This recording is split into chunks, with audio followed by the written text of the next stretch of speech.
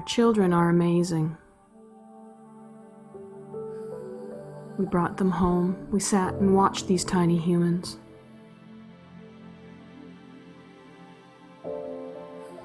We marveled at every perfectly tiny little finger and toe, their button noses, their rosebud mouths, their softness and smell.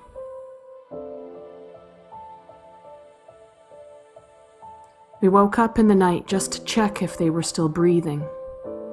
We loved them with such intensity and knew without a doubt that we would jump in front of a bus to save them. And that love doesn't fade or become less intense as they grow. We still sneak into their rooms at night sometimes, watching them as they sleep, perhaps stroking their cheeks softly or planting a kiss on their foreheads. If it was a tough day, if we fought with them or yelled at them, then we stand there feeling guilty and promising that we'll do better tomorrow. We'll find the patience. We'll figure out a better way. We whisper quietly, "I love you."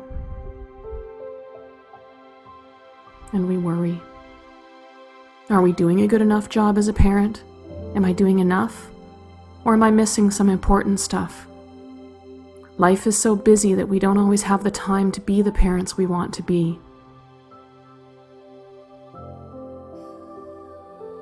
Then September comes and we take them to their schools.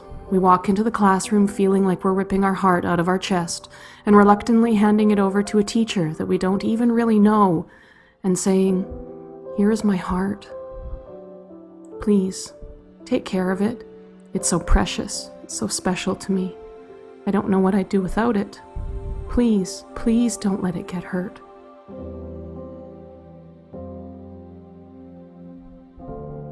We leave our children then and we worry some more. Are they learning enough? Will they be okay in this world? Will they be successful? Will they make friends? Will they be happy?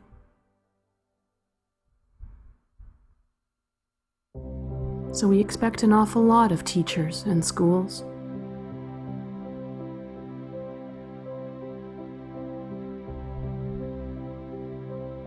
I want us to remember that we're all here for the same purpose. We care about kids.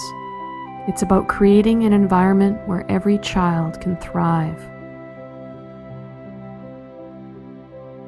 I want my children to have learning communities that believe in them, that inspire them to dream, that support them when they're struggling, that teach them to respect themselves and have empathy for those around them. Some children show up in this world happy and unfettered. Others are more complicated, harder to reach. I want teachers who believe that beneath it all, our children want to succeed and be happy, to be listened to and be loved. I want my children to have teachers who get involved, who respect them as individuals and honor them each, learning about their unique strengths and gifts. I want teachers who allow them to learn in their own ways. I want my children to have teachers who ask questions more than they give answers.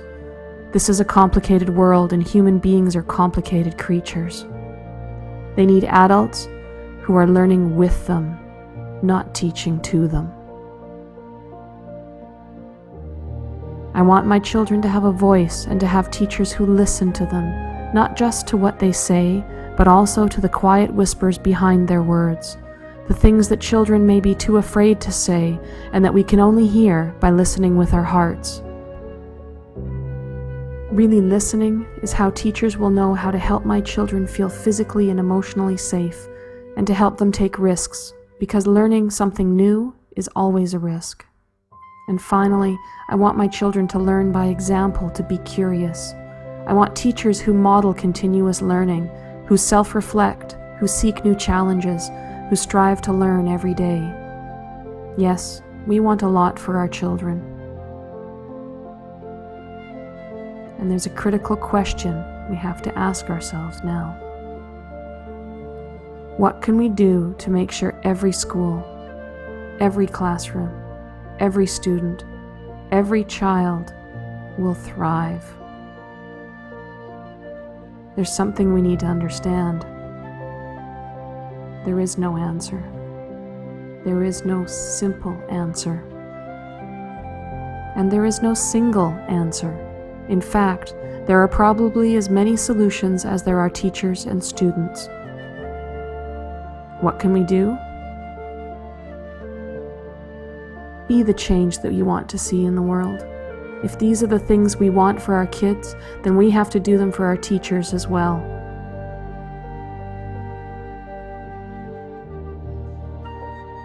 Always believe that teachers want what's best for our children.